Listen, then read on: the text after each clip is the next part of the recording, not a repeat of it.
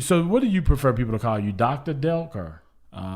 Usually like Your Highness or King. Nah, I just usually go by Desmond. On campus, I usually do Dr. Delk because usually the formalities that we have there. But I usually go by Desmond. That's what, my mom still call me and everybody else in between.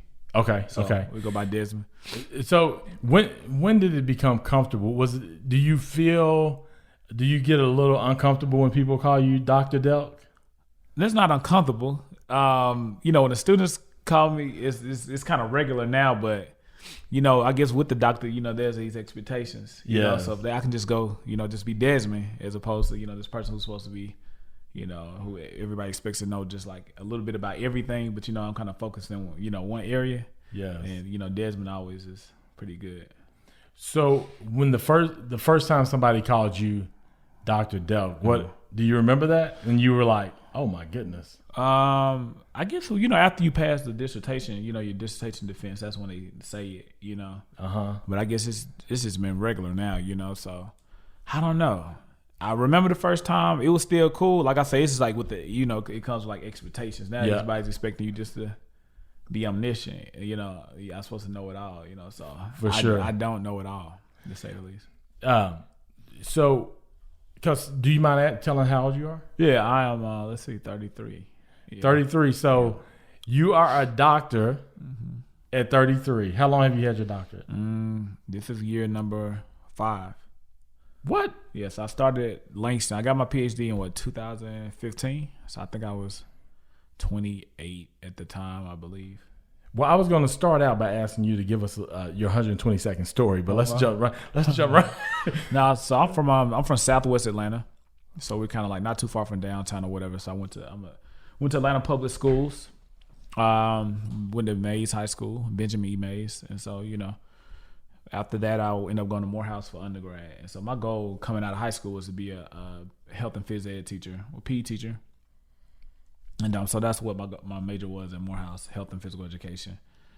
And so after that, but again, I wanted to make sure that when I taught, I have like a solid foundation, but also, we want to have, some of the level of expertise. I always wanted to get my master's degree. So I went to Auburn in Alabama for the master's degree. And after that, I was intending to go to K-12, but just some other life circumstances happened, some other job applications that I ended up being at Savannah State. So that's in mid East Georgia, right on the coast. So I ended up teaching at Savannah State, which is also a historically black college or historically black university in Georgia. And then after that, after 2 years there, I was like, hey, this college thing seems to be pretty cool. Most of the people who, longevity in college, they had the PhD. So I went back to Auburn to finish a PhD, and 3 years after that, I'm a few miles from Guthrie, Oklahoma. Guthrie, America. I'm down at LANGSTON University, so I've been there for 5 years. So yeah. So when you were a kid, what were you thinking as far as like, man, one day I want to be? I guess kindergarten, little kid. Of course, the fireman. Yeah, but I won't say everybody want to be a fireman. But the fireman, and I played baseball coming up. So again, you want to, play baseball professionally, But the skill set, man, did not allow me to. My skill set and that goal did not align. Yes. So, by the time I got to senior high school, I was still playing baseball, but I was just, I was making sure our team won, go win. Yeah. So, So I guess really, but in high school, I started saying I want to be a teacher because I had a real good PE teacher, where he was able to incorporate, the sports aspects, the fundamental skills we're supposed to learn, as well as like culture, Black history. And so I was like, wow, so this is like a way to teach anything you want to, in addition to the topic, right? And infuse and incorporate any kind of subject, So I was like, and it's pretty fun for, I guess, the majority of people who participate in it when schools mandate PE. But I think students enjoy it, so it's like I was able to combine all those different things, or I thought I was. So I was like, hey, this phys ed may be pretty cool. Yeah. Mm-hmm. No, that's cool. That's legit. When you were in high school, what would be some things that you would say, hey, for that student listening, and maybe one day would like to be a professor, maybe get their doctorate? what are some things that maybe you would have done differently, but some things that you definitely would say that you did do to help you set yourself up for success as far as the place you're at now? I guess one thing you got to do is like at least do the work, right? So get the work done. And so when I say at least do the work, that means you have to do the work. But then one thing I did is sometimes I did the least amount of stuff, right, to be successful, to get things done. So definitely make sure that when you do the work, you do the work well. So make sure you combine those two. And when the combination of doing it, make sure you complete the task, but doing the task well, most people will be more inclined to assist you and help you, to make sure you do exceptionally well. So I guess with that, you got to build relationships with your teachers. And high school is a pivotal time in life. People transitioning, finding out who they are. In middle school middle school is just like that's a huge pivot in life. But then high school is like you kind of like those things you will find out about in middle school. Like high school, you're kind of like trying to enact those ideas that you have. So at the same time, when you're trying to figure out who you are, you make sure you don't want to like tarnish relationships with with teachers, with counselors, with your parents, so your siblings. So it's just as you're growing, one thing I can like strongly encourage to do, as you're changing, as you're growing, also be reflective of what kind of impact you're having on the people that you're working around or the people that you come in contact with daily. Because building relationships is essentially how I am able to be where I am today, from my parents and my aunties, uncles, grandparents, to teachers, to friends. So you just want to make sure, people talk about burning bridges. And at times you're going to, damage bridges because, you make different decisions, but you don't want to burn them because, you can untie them and then, pick it back up. But, So, and that's great. One of the things as I go around and I have the opportunity to talk to young people, I always tell them that it's really about a relationship, the reason where I'm at now. So if I go through my life, I can see different relationships that kind of help me get to the place that I'm at. What are some key relationships that you can point to now that kind of could really speak to where you're at now? For maybe a high school student, listen, maybe middle school, my son, I'm trying to get him to spend some time with you, right? Okay. And I'm always telling him about the relationships.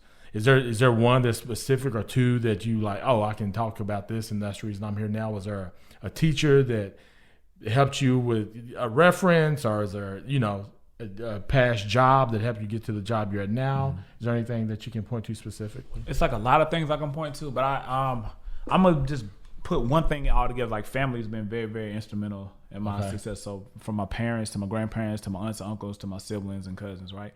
So looking at they've been pretty good examples. They've been unwavering with their support. And so, I mean, that kind of like, so it's like I can pinpoint many times in life that one person has done. My mom has done something, my dad, has done something to ensure that I'm here. Brother, siblings, just giving information and, making sure that I, actually do what they presented to me and do it in a satisfactory fashion. Let me see. So teachers, high school, I had a band. The band director in high school, I think I spent the most time with him because I was. Wait a second, you were in band? You played baseball? Yeah. I was more so on the baseball team. So I was on the baseball team. I played in the band. So I say on the baseball team because the minutes didn't reflect. But because again, when I think about what I put my effort towards, as far as the music, being in the band, or I play tuba and euphonium, which is baritone. Nice. Yeah. But the amount of time I put in these different categories, it was kind of, the outcome was, it wasn't any surprise, right? So I didn't really put that much effort in towards become a better baseball player. Therefore, true. The results were there. Yeah. So again, I'm telling my team 1, 2, 3, go win. So whereas in the band I kind of excelled with that, and the band director, who was Mr. Smith, kind of just reflecting on committing time to the students from in the morning to band practice in the evenings. And he also gave us opportunities to go beyond the city of Atlanta, different opportunities. So exposure is another thing that is very, very important. Anytime somebody allows you to be, and I wouldn't even say places are uncomfortable, just somewhere different. If you used to, let's say like if you're here in Guthrie, you doing everything you do at GHS, and then here's an opportunity to go to LANGSTON or go to Stillwater High School or go down to the city, to compete or to collaborate with other high school students, other teachers, you might as well do it, even though it's going to be a little different and they do things differently there. But or you can see how, because I mean, I guess one thing is, you know, so Atlanta is a very, very unique place. You know, people call it the Black Mecca. I guess they're in dispute with like DC, and so what you find out is like you're kind of insulated in your particular areas in Atlanta. You know, Southwest Atlanta is pretty primarily Black. So then, you know, there's times when, but we're still a part of Atlanta Public Schools and Fulton County. So it's like that whole place stretches, you know, east, west, north, and south. So, you know, you always hear about the schools on the north side, you know, doing so much, you know, so much better.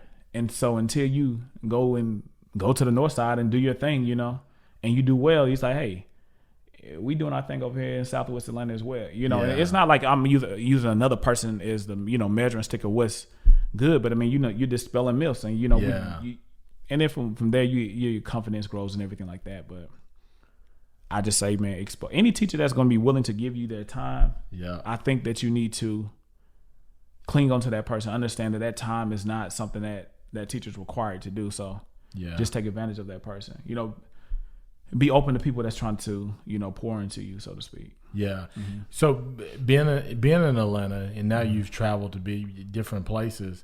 Like now you're in LANGSTON University. You come from a huge city, right?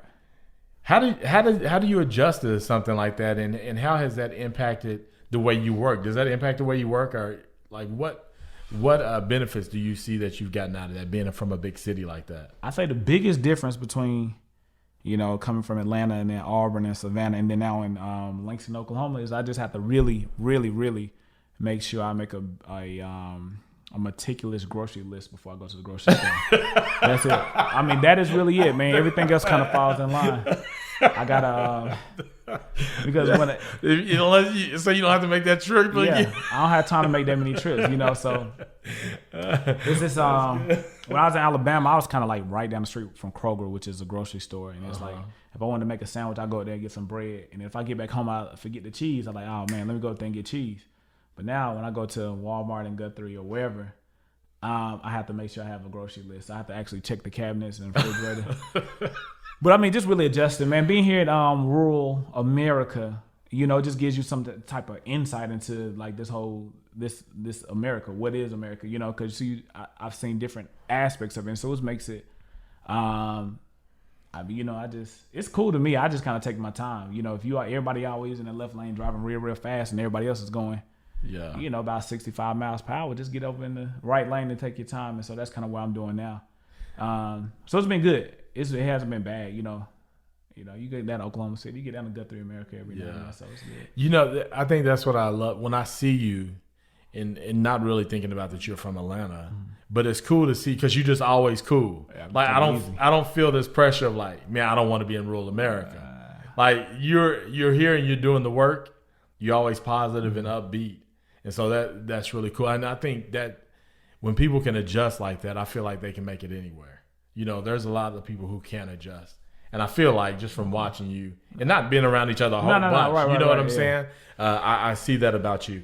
So that's cool. And I'm an advocate for trying to get people to small town America. I feel it's cool, man. It ain't bad at all, man. It's good. I mean, you got everything you need. Like for me, I usually like Monday through Thursday or Thursday evenings or Sunday really through Thursday evenings. I'm kind of just like really focused on trying to get, you know, to make the school day, the work day good for the students and everything like that. Mm-hmm. Friday I have fewer classes on Friday, so you know we the weekend I always be here, you know, to try to tie up loose ends and just kind of relax. And so I mean it's been good. That's cool. Then again, if you kind of just doing what you're supposed to be doing, I'm trying to kind of, I would say I want to be like, you know, living out your purpose, but just doing the job in which you intend to do and try to do it well.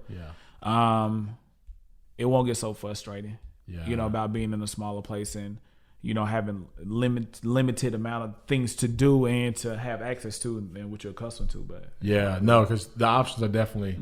I mean, I've been in Atlanta. You know. It's a lot of options there, man. It's a lot of options in Atlanta. So I hear you talking about your Sunday through Thursday. Are you a routine guy? Like, what are some routines that help you get ready for your work week to make sure that the students are getting the best experience possible? Can you share some of those, or is there? Yeah, so Sunday, I try to get my things. One thing I do now is kind of write down everything I do in class. So when I write down everything I do in class, I'll be able to know what I need to follow up on or to do for the next class period. So really, and it just kind of had a revelation. Like last year, I was talking to my good friend from all the way from elementary school. I was like, man, so he teaches high school and I'm teaching at the college. And he was just like, man, we just talking about, hey, I like, dude, when I write down everything, I can look back at it and I do it before class, man, it just makes it more, it makes it very, very, good, smooth.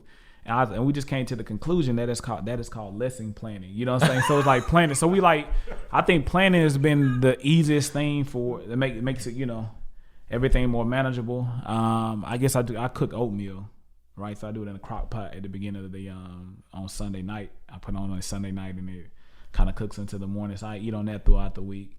And man, look, to be honest, when eating, man, it's just everything else like lunch and dinner. It's always a blur, through the week. I don't know how, sometimes I do the cafeteria. Sometimes I cook. So I don't know, so. Yeah. So but you definitely know that part of your routine is putting together this lesson plan, writing everything out. Mm-hmm. Is that by hour, block? What is that when you write that? I love it. I'm not very good at it, but I have a full focus planner. Mm-hmm. I try to write everything out. I try to have a calendar of the month to kind of see what my weekly commitments are, bi-weekly, monthly. So I'm that kind of guy, but I'm just trying to hear you. Is yours just writing it down, or is it in blocks? Are you writing it into a calendar? What does that look like? It's like a composition book. So it's a literal composition book, and I put my dates in there in the classes that I'm going to do, and then I write that down. Mm-hmm. Then I have like a little side book of a little more smaller journal. Okay, I may use that for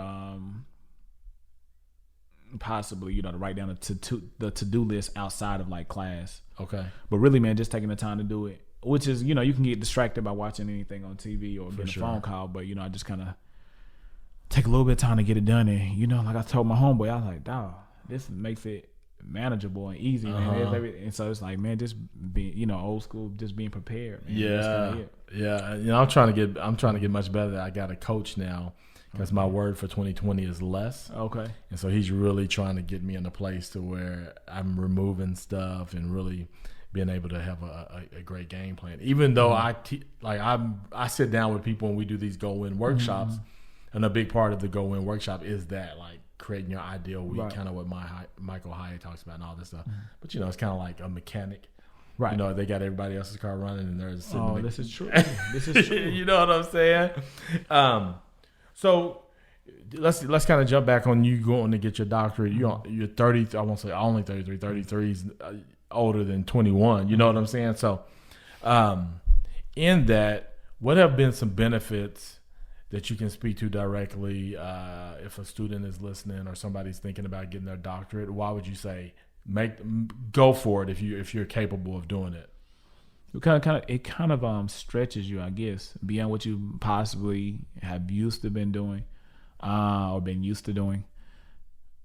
For me, it opened up some, additional doors, to be able to teach everywhere, kind of like anywhere. And then, there's other things other perks and other things that come with it as far as like other opportunities. With the PhD, I guess it kind of be perceived as like a person is trustworthy, in what they are purporting or what they're, whatever. True. Gives you a little bit more credibility. Right, credibility, yeah. Right, and whatever they're saying. Not saying that people aren't credible. Yeah. But again, if you have the time to do it, with it costs money, it's time, but sometimes that momentum is there. So I guess for students who are interested in doing it, make sure when you decide to do it, that the things you did in the past won't hinder you from doing that. Simply meaning like GPA, right? So like, or your experiences in the past, like your GPA is going to play a part in. And that's a level of credibility if you are able to do well in this program. So right now, make sure you at least do a little bit more than satisfactory in getting through college, right? You kind of got to just write things down and write and read. And if you have to build the stamina up for that, And so again, everything starts with like a single word, and the word turns into sentences. You got your paragraphs, and then you finally got your pages, and then you have a dissertation, and you kind of look back at it. But you got to kind of start somewhere, and I think people just literally have to make that decision, and whatever decision you make, you know, you gotta kind of really work towards getting it done. I mean, realistically, I mean, you kind of put in what you get, and and that's everything. You know, even for me, you know, things that come up short or I don't do well, I mean, I can clearly reflect on where I didn't put that effort. You know, yeah, that's good. That's good, man. Because I just think that it's cool. I have my best friend's he's a dentist, which is a different type of doctor. And my father is an attorney, which is a different kind of doctor. Right. You know, there's just all these different ways that you. And when I was a young person, I don't know if I fully understand that. You know, and so I like this idea, especially if some young people are following and listening and kind of explaining. Because you have a PhD. Do you have a PhD, or because there's an EDD? Right. So what are some of the different ones? Like, help me out, because I'm not sure of all of them. But what do you know? Are you familiar? So there are a lot of doctorate degrees. I guess PhD is like the doctorate of philosophy. Okay. Some people it's kind of known as or perceived as the highest degree because of the intense research that goes behind it. It's a little bit different from a medical degree where it's focused on medicine. Yeah. Or a DO, doctor of orthopedic medicine. Then you have a DO, and then an MD, and then you have what else you have? I'm gonna talk about ED in a second. I don't know. It's just something. Then you have the what? I guess the psychologist. You got and psychologists usually do PhD. Then you have the veterinary medicine. You focus on vet. You focus physical therapy now. Physical therapy, the doctorate of physical therapy. So it's like a doctor. This high level of concentration in this particular area. Yeah. Right. And so with the EDD, it's educational doctorates. Sometimes people do like leadership and just generally in education. And there's one in like doctorate of international affairs. I mean, depending upon the school and what they're able to offer and the level of intensity, you know, you have that doctorate. But there's different ones. Right? Yeah. And so. And I'm not a medical doctor, so you know they like, you know, if you know how the plane that they asked is a doctor in the house. Literally, like technically yes, but you know, depending upon the type of doctor. I know CPR, so, but you know. That's right. You gotta be careful. You gotta clarify that now. Right. What kind of doctor are you looking for right now? Very important. You can't do it all. And I think one thing, you can't do it all. So you know, just know your limitations. For sure. That's good. Now, so I used to go to Langston. And I was in Langston for a year, and then I did AmeriCorps. And when you do AmeriCorps, you got to leave for a year. And essentially, I may be wrong in my explaining, but I always tell the people it's kind of like going to Peace Corps, but you stay in the stateside. Right. And my area of focus was literacy. And so I learned during this time, like for some reason, I started doing some research and kind of seeing how often like people read a book. So even after they graduate from high school, it would drop. Right. And then I learned like when people graduate from college, it would drop even more, like just done with books. Now I know that you are an author and you have written a book. Kind of tell me about that process. Why did you come to want to write a book, and how are you getting it in the hands of people, and what kind of book is it? All right, so let me show you the book. This happens to be good. I love my SSU. So it's a children's book about Savannah State University. So this came about, I was at Morehouse's homecoming. So I was like just kicking it out on the track, kind of listening to the band, watching the football team. And this guy came around with a Morehouse children's book. And so it's homecoming. And like homecoming, you're not kind of really focused on trying to purchase, like, you either going to buy some clothes or something like that, or like a shirt or, you know, whatever, but not a children's book. So I was like, maybe I can get this for my nieces and nephews. So I ended up purchasing the book, and inside of the book, it had like a list of all the schools who had these children's books affiliated with a particular college where they kind of like emphasized the mascot. It was like a long list, but it was Morehouse was the only HBCU. So I was like, hey, maybe I can do this for Savannah State, you know? So I started thinking about ideas or what I could kind of like, you know, the character through the book would follow. But one thing I definitely needed was like an illustrator, because I definitely couldn't draw. So I used to teach stress management, and I think I asked the class, I said, hey, does anybody know how to draw? And one person raised their hand. It was Morgan Adams. And so I said, hey, Morgan, go draw this draw a building on campus and come see me, you know? And so he ended up bringing it back. I said, okay, this looked pretty good. I had two of my students, I can't say who I trusted, but, you know, so I had two students. I said, hey, what does this building look like? It was Dejanay and Jayla. They was like, it looks like the Flick, which is a freshman living learning center. And so I was like, all right, let's go. So that kind of like was the beginning of like doing the book. So I was inspired because of the Morehouse children's book, and that there was a gap, and that gap was that there weren't any other books that emphasize historically Black colleges or universities. So I needed my illustrator, got my illustrator. Now I had to kind of like think about what I was going to write about. And so generally the book follows Tiger around campus during homecoming day. So what you get to do is you get to see like Savannah State's campus, and then on every page there's like a SSU fun fact. So you learn a little bit about the university, some history. Then in the back of the textbook you have like comprehension questions, but things that kind of like encourage students to want to go to college. Have you thought about college? What do you want to major in?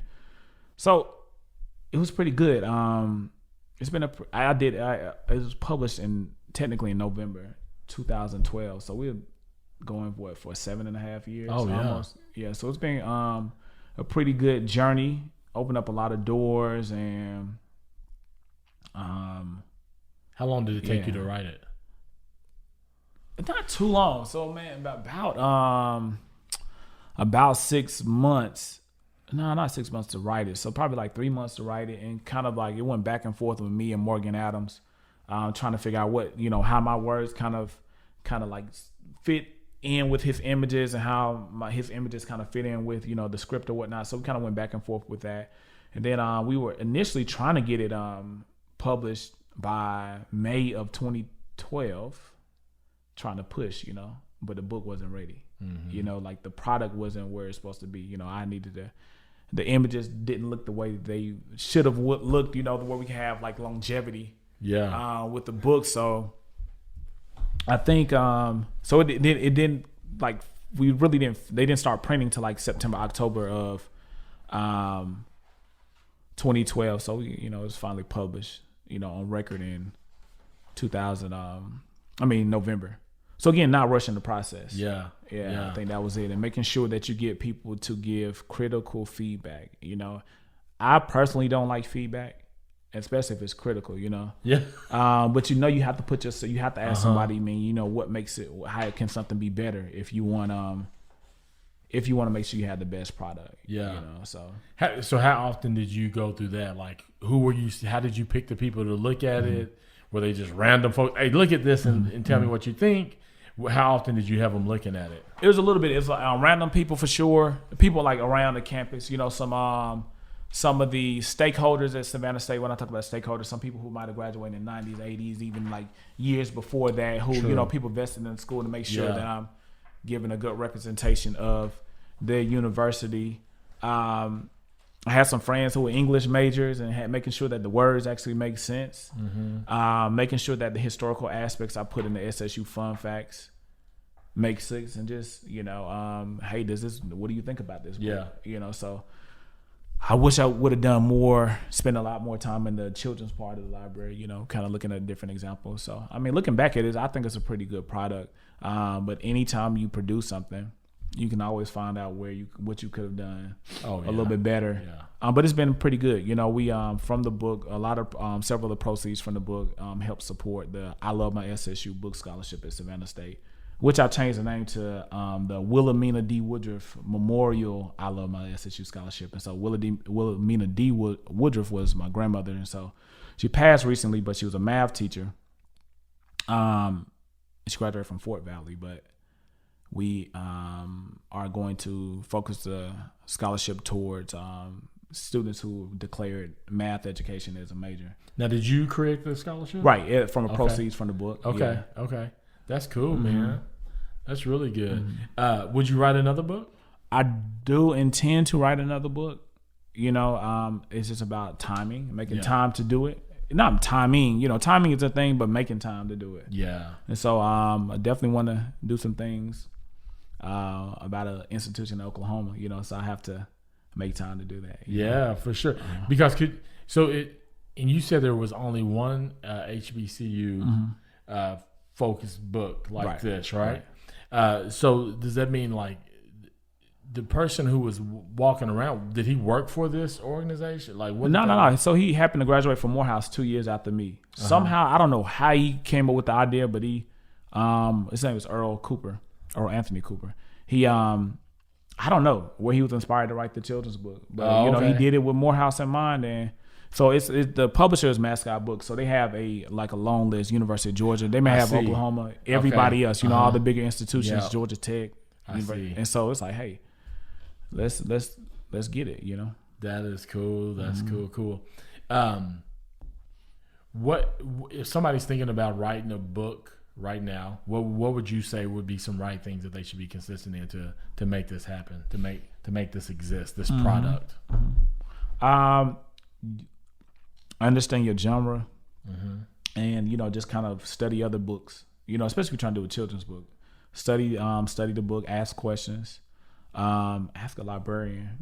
Try to figure out what the market is interested in, and figure out where you fill in that gap. Like for mascot books, that publisher, they had a limited amount of, they only had one HBCU book, so we need to fill in that gap, right? You're talking about ways that you can permanently promote your institution in a positive manner, right? So if you think about the media and the press in terms of how HBCUs are represented, they're usually, how much longer HBCUs are going to exist? Are HBCUs still needed? This has happened at this campus, blah blah blah. But I Love My SSU is going to be a permanent way to promote Savannah State in a positive light. How do you create something that's going to be permanent? So make sure that what you're going to produce is going to be forever. Yeah. And so I think and don't rush the process, really. I wanted to get the book out in May so I could be there for Savannah State's May graduation, but that wasn't the right time. Yeah. The product that we would have produced then wouldn't been this, so you had to just kind of take our time. So take your time. That's good. Let's jump back to just college life. You've been in the mix of that for a while. I have a son that's 21, did not go to college. I have a 14-year-old son. He's in 8th grade, and then I have a 7th grade daughter. So one of them may end up going to college. And there's other students, hopefully parents or somebody listening to this. What are some things that you're seeing that has allowed for students to be the most successful in this day and age on the college campus?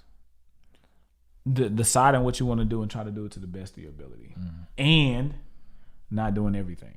Okay. So you can't do everything to the best of your ability. One thing that I see, I often witness students doing is they do everything, and because they do everything, they can't commit a lot of they can't commit significant the time needed to be, to give everything that it needs, So what I find students to be most successful is, one, consistently going to class and trying to make sure that the product in which they produce for class is, one, generally just good, but then also meets the expectations of that specific professor, and limiting the amount of things they do on campus, right? You can't be a part of every club and every organization. You kind of got to just figure out a couple of things that you want to do, try to do those well. And I think that's one problem that's the biggest problem I see with students, like really stretching themselves too thin. Yeah. I mean, even myself as well. I was about to say, you're not talking just to students, you're talking to me right now. All of us, man. But that's good though. Again, so you say it's your year and no, and it may not even be like a complete no, just maybe not right now. I'll catch you not right now or not this time. And so I think that's it. And another thing I think for students to be successful is just be on the scholarship wire. Know what's coming out. Make sure you create your profiles. You make sure you save your essays. What's the scholarship wire? Just whatever internet entity you think that has scholarships available, right? So at Langston, if you do Thurgood Marshall and United Negro College Fund, you're right. If I think Oklahoma City Community Foundation. So just go online and figure out who has scholarships. I forgot who it used to be when I was. And just check the university. Like, continue to check your university over and over again to see what scholarship opportunities are there, and make sure you put your name in the hat, man. Every hat possible. Every hat possible. Yeah. Because you know what? Some of those hats are being filled with absolutely nothing. If you're the only person in it, you're going to get whatever funding that is. And, if you think about like an essay, if you're going to get a 250-word essay and you get $1,000 for it, that means for every word you gotten $4. So to the and $4 for each one of those words. So it's like you got to just put a little bit of time in and for the payoff. That's good. And also, I think if we teach our students that early, they may not be like some of us as adults who we still struggle with having too much on our plate, but you start learning that early. I don't know if anybody ever taught me that when I was young or really kind of made that stick with me. But that's a great point. That, man, when you send your students off, just really encourage them to just focus in, maybe do less than more, right? So you can do the best, because doing less actually lets you do more better, right? To me, and so that's good, man. That's good. What are some trends right now on college campuses that are fun? I think it seemed like colleges once used to kind of start the trends, and then they carry over into. Is there anything that you seeing on that that can make me a little bit hipper? I can take my kid home to my kids. I'm confused. I'm lame all the time. No, not really lame, but I never be lame. But no, I just don't. It's just they told me something. So it's some new thing now. It's supposed to be like what Vine used to be, where people can make videos. But I guess really everybody's trying to feel like. I think students now are trying to maximize those seconds, right? Those seconds on Instagram, Twitter. How can you optimize or maximize what is going on? How can you maximize? How can you tell your story? Everybody has the ability to tell a story now. You know, you got the podcast, you got YouTube, you got Instagram, you got everything to get your name out there. So you got to figure out how you want to be represented. So I think that's it. But I do not know I don't know what you the don't trends know the latest trend. Now, are you a social media guy?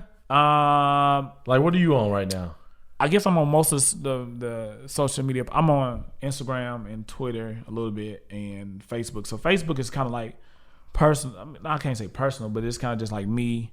Instagram, as well as my Facebook, is kind of like with the children's book. So usually, if you follow me on Instagram, I think it's I love my SSU_book. If you follow me there, it's typically the book in its different places that I go. So when I travel around different places, I usually take the book with me and take a picture of the book there. Yeah.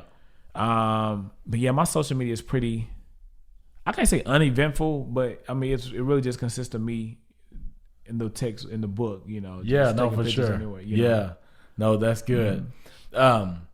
So talking about books, are you a book reader? Like, what does that look like for you? Do you have goals there, or you just kind of read when needed? What kind of reading? I definitely have reading goals. Me and my friend, we had a whole book list last year, and I was not able to really put any check marks on that piece of paper. I'm really, to be honest, I read news every day. So reading the Washington Post, maybe do CNN or whatever to get like quick news. But definitely the Washington Post I read every day. Atlanta Journal-Constitution, I see what's going on back home, and with politics and all that good stuff. The Oklahoman, the Tulsa World, I do all of that. That's kind of old school. Like, are you going online reading them? I go online. I definitely don't get no paper. You know what I'm saying? Are you ordering those papers? Now, the Washington Post. Why the Washington Post? I don't know, man. I think I don't know when I started watching. One thing with the Washington Post and Chronicle of Higher Ed, man, just like the way they write, it's pretty solid. So it helps you be a better reader, a better writer. And man, I really pick up some new words. Yeah. I mean, it was one time. As a doctor, that one headline on the Washington Post, I was confused by every word on there because unless you know some of these marquee words, these specific words they use, you're going to be, you're not going to be in the loop with what it's talking about, unless you can try to bring some context clues. But some words is just you need to know these words, and so Washington Post, they just have real good writers. Yeah. So advanced writers. So yeah, I read that every day. The books that I'm interested in, and like I guess historical books. I read most of the books I read about it kind of like I can't say little known African American pioneers, but people like Benjamin Mays and John Hope, who John Hope Franklin was named after. If you're familiar with John Hope, the historian, but these guys like John Hope specifically was like the first African American president of Morehouse. So kind of thinking about seeing everything that he had to do. It talked about like the connections between him and Booker T, right? Booker T, supporting people, because oftentimes, Booker T, when you they usually juxtapose him to next to W. Du Bois, and how Booker T is working with your hands. W. Du Bois is talking about the understanding the arts and the talented 10th and all the other good stuff. And so you find out what John Hope is kind of like, understanding everything. But again, you know, like what is our bottom line? And Booker T. Washington was able to assist Morehouse at one point. You know, people don't know that at all. And Booker T. Washington, of course, with Tuskegee, Morehouse. You know, we have a rivalry, so we can't say that on the record so often. But also about Benjamin Mays, and you know, he did a lot for Morehouse, and kind of found out about Atlanta at the same time. And so I think the next couple of books I want to read about are ones that kind of critically look at like Martin Luther King, and because with that you hear about Atlanta and like the growth of Atlanta, and kind of find out some things of how people are connected, or you know, you see those street names in Atlanta and you're like, oh, that's who that person is, right? And so those kind of texts. I mean, I'm interested in Atlanta, you know, his rise, and you know, hopefully, you know, the success of the community. So no, that's good. Now what age group is your book written for? Like, who should be reading this? So I know you want everybody to read. I want everybody needs to get a copy of I Love My SSU. But to be honest, that's kind of where it's kind of like elementary school, so early elementary school, and so that's where if I'm looking back now, where I should have spent a lot more time in, like, looking at like curriculum and seeing exactly what a third grade reader books should consist of, or third to fifth grade or whatever. So, but I think lower elementary. Okay. Lower elementary. Okay. Yeah. No, that's good. My little brother went to Savannah State. Oh, he did? Yeah. Oh, wow. Yeah. I can't remember what year. I can't even think of what year that would be. 2000 maybe. How do you get all the way out there? So my father lives in Florida. Oh, okay. So okay. he lived in Daytona Beach. Gotcha. So so my sister, because I want to say, did he go later? Like when he first got out of high school, I don't think he went there. So my sister ended up living in Atlanta, but I don't think that's how he got there. I think he just went on his own. Gotcha. I'm not for sure how. But he was already over there. He's already on Florida. Okay. Yeah. And so my father taught at HBCU. Gotcha. Taught at Bethune-Cookman. Okay, cool. So I went to cool. Bethune-Cookman. Oh, nice. For a little while. Okay. So this was during the time of Black Beach Weekend. Gotcha. Yeah. And so Freaknik was still of course. all of that. You know, Freaknik's pretty good, man. They don't do it anymore, right? Nah, they don't. I was gonna say they stopped that a while ago. A while ago, I was. I remember getting stuck in the traffic and hearing stories about my. You know, when we go back to elementary school. Hey man, did y'all see X, Y, and Z? Yeah. I was like, nah, I just saw X, but not Y and Z. I just saw. But so by the time we got in college, you know, a lot of change. You know. So. Yeah. No, man, those were some crazy good days. Yeah, indeed. I'll say that. I love the culture and black folks coming together like that. It's a great experience. Yeah, you know, there's nothing like it. Oh no, not at all. You know, and so you know, as one, I want to get my son to be spending some time with you, just kind of watching you again, not spending a whole bunch of time with what I see and all that. And I think that it's inspiring. So now going back to baseball real quick, are you still a baseball fan? I mean, I would like the Braves to win. You know, So I would like the Braves to be successful. The Marietta Braves. I mean, they called Atlanta Braves, but they kind of moved to Marietta. But you know, that's here nor there. So I would like the Braves to be successful. We have a softball team, so I check out the Langston ladies. Softball, Langston Lady Lions softball team. So I was never like a go hard baseball fan. I just really liked it. You know, but I like basketball better. I'm a Hawks fan for sure. Okay. Yeah, even if however we do, you know, you just got either you're gonna decide to be with a team. You know, a lot of, you know, people. Kansas City started winning. You know, you got new Chiefs fans. You know, 49ers. Now everybody, you know, want to do 49ers, but I was there at the Hawks game when there was like everybody in 300 level just come down to the 100 level. You know. So yeah, that's early in the 2000s before Trae Young. Before Trae Young. It's not like that anymore. So people come. I was at the game. I went to one game. It's Trae Young is exciting, right? But we're also losing. We used to lose without a Trae Young, you know, without somebody who kind of like galvanizes the people there. But I was there during those times. Yeah, you know. So Trae Young he's cool, but he's not packing the arena.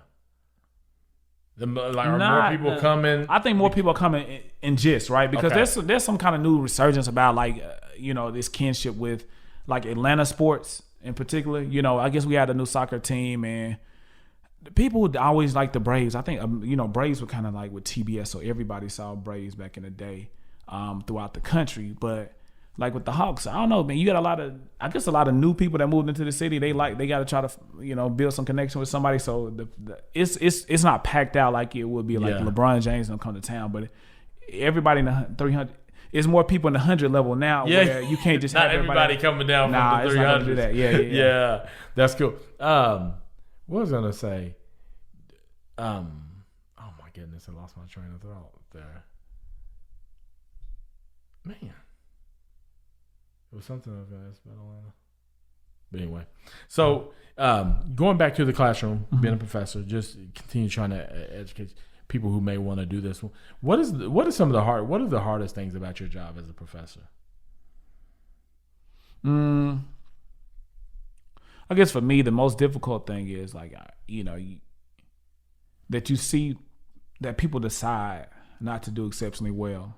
And that, as a result of that, you understand how it's, GPAs impact, people's perception of people's success or people's excellence. And people I have a lot of excellent students, but sometimes the GPAs don't match that level of excellence because there was a time when they decided not to do an assignment, and just knowing that by not doing certain things that is going to have a lasting impact on you, which oftentimes is not a direct indicator of your ability to succeed or who that person is. And so really just trying to get, when basically in short, when people don't do what I say do, you know what I'm saying? Like, I literally, try to tell people, hey, you should do this specific way and come meet with me. And when people don't do that, I not saying I definitely don't know it all. I may not even know a lot, but there's a couple of things I do know. And so if some people follow these couple of things, Yeah. And the same thing with me, I should do X, Y, Z. Like, I know that I need to floss every single day. Yeah. And by flossing every day, you kind of limit the amount of conversation you have with your dentist. Yeah. But then you have your cavities. And the cavities are, you've been eating sugar, so these things. So, yeah. But same thing with me, just knowing better and doing better. And when I don't do better, or when students don't do as I say do, Yeah, for sure. What is the best thing about being a professor? That you can, the same thing that you can, that you can know that there's, that having knowledge of opportunities that you can connect people with. I think that's it, right? So having access to, scholarship funding that, students, can acquire, connecting them with different internship opportunities, knowing that it's going, not really writing the letters of recommendation, but knowing that, being confident to write a letter of recommendation for somebody because they're going to do well in that next step. So literally seeing people succeed and fulfilling those roles, oftentimes people say, I don't want to be a statistic, but you want to be a part of some type of statistic. Yeah. Right? You don't want to be a part of the negative, statistics, but knowing that you're going to have students fulfill these roles in life where oftentimes people haven't seen people like them, or people say they weren't going to be successful. Or having some students who definitely don't do well at all, man, starting to do well. I kind of really enjoy that. Because everybody can be successful in something. Yeah, True. What's the legacy of Desmond Delk? I don't know. My main thing is, man, just like putting people on, connecting people to different opportunities. That's it. I think we're trying to do some good things at LANGSTON University. But I think for me, if I can able to just to help a student just get ahead a little bit, I would be, I'd be A-okay. I really enjoyed my time at LANGSTON, and students trusted me, and to some extent they trust me. Yeah. But really just trying to get them connected with, different opportunities out there, and just trust the process. Yeah. And understand that, man, it doesn't matter whether you go to LANGSTON University or Oklahoma University, Oklahoma State, you just got to get out there and get it. I think oftentimes people don't. I think oftentimes folks perceive LANGSTON as not the highest caliber of like higher ed, but we're putting our work in. You know what I'm saying? Yeah. We're doing our thing that we're getting our students are making an impact on the world. And I think I think we have to be crafters of our own story. Yeah. Right. Because we have a lot of things working against us. So just do your thing. Don't worry about anybody else. I think that's good. Yeah. So talking about people having this perception of LANGSTON in that way, I feel like we have the same thing in Guthrie, America for our school for our school district. And we've been really, and I always tell people, like, that's the perception of people. Some people have never even come to Guthrie to really know. They haven't experienced, but that's the story that's being told. So then that's the perception that people create about. Is that? I think that's the way I want to say that. And that's true for Langston. And I have the heart for Langston. I'm not able to do as much as I do in Guthrie because I'm just right here. But I have the same heart. What do you try to do as a professor to kind of help with that? Do you try to encourage the students? Because I think it kind of starts with them, right? To kind of help change that. Yeah. So it's like it's one. In all honesty, for me, it's not even really caring about other people's thoughts, because it's like I'm not caring. Yes, I really don't. Too concerned about how people, care about perceive me. But if you know you're doing something good, if you know you're doing the good work, sometimes you're gonna have to be the one to spread that news, right? Yeah. Because so you have to be able to combat the negative press and the negative information you get about the schools, about your particular institution. I think oftentimes we can't work towards our goal cannot be working towards changing people's perception about our schools. Our goal has to be towards we're trying to get our students to be productive citizens of society. You just have your people working to do that. Your students, at Guthrie, just continue to go in college and do well, or into the workforce and do well, and that's it. And either somebody's going to believe it or not. You know what I'm saying? And I don't think that we have to spin our wheels on like, how should we change this? Because the good news is going to spread, and we're going to have to do a good job of sharing the good news. So you're talking about LANGSTON University newspaper, Twitter feed, the Guthrie news, right? So we have to be purposeful in spreading the good news, what we do, and what you're doing here on the podcast, right? So we're not learning. We're everybody doesn't know about all the good things that are happening at LANGSTON. Everybody don't know about the good things that are happening at Guthrie. So we have to spread the news. And that can be as simple as a retweet, a share, and that's it. No more, no less. And then the good news. And if people's perceptions aren't changed, you can't do anything about that. Man, keep doing your thing. Like, I like that you said that there is this thing of you can't really care. Like, you can't let that thing, because if you start caring about that too much, it hinders the work that you do. And so versus really focusing on putting out quality work, which will change the story. You can't control there's just going to be negative people, and you can't do anything about that. But you can do something about how you're making a difference at home at LANGSTON University, and then from that, there are students who are going out into the world making a great difference. I still think there's this important thing, and I think that's what you're saying too, to share those stories. Right. I think you got to put the stories out there. You gotta toot your own horn sometimes, and not doing it in a way to brag, but to be like, hey, we're doing great things here, and you can either come be a part of it, you don't. Yeah. You know what I'm saying? Like, because you got to help students. You want people coming. Yeah, and you'd also want to motivate the students, right? Yeah. So if the students don't see, the faculty members doing anything, if they don't see their fellow colleagues doing anything, then and all the information they get about LANGSTON or Guthrie is from media that's saying, don't, or you should stay away. Then, so we have to be the stewards, good stewards, and being sharing that good news. I like that. Yeah. So you saying you got to make sure you're motivating people at the home front, right? Just being it's a simple. Now we make it easy, right? So we don't have to wait for the newspaper to be printed every morning. We can literally go on Instagram and Twitter and just kind of whatever it is, Facebook, and retweet those things. So, it's kind of it's a little bit easier now, right? Yeah. So, no, that's good. I was gonna share this with you today at church. Our pastor said your greatest accomplishment may not be something you do for yourself, but something you do for someone else. And when you said that's essentially, I heard that's what you said. You want your legacy to be is about what you do for how you putting other people on. So that's it. And I also want to focus on fitness as well. I just want people to keep moving. That's my big thing, Yeah, that's good, man. Well, man, I appreciate you, Desmond, for joining the Hetty Coleman podcast today and getting a little bit of your story out there. I'm sure people will have learned from it, are inspired by it. You inspire me, and hopefully they connect with you. You know what I'm saying? Yeah, I appreciate it. Because I want them to help you fulfill your legacy, because if you don't connect with people and you don't help people put them on, your legacy won't happen. So, man, I appreciate you. Thank you, sir. Yes, sir, man. All right, man. Yes, sir. Once again, ladies and gentlemen, thank you for hitting that play button for another episode of the Hetty Coleman Show. And as always, ladies and gentlemen, go win.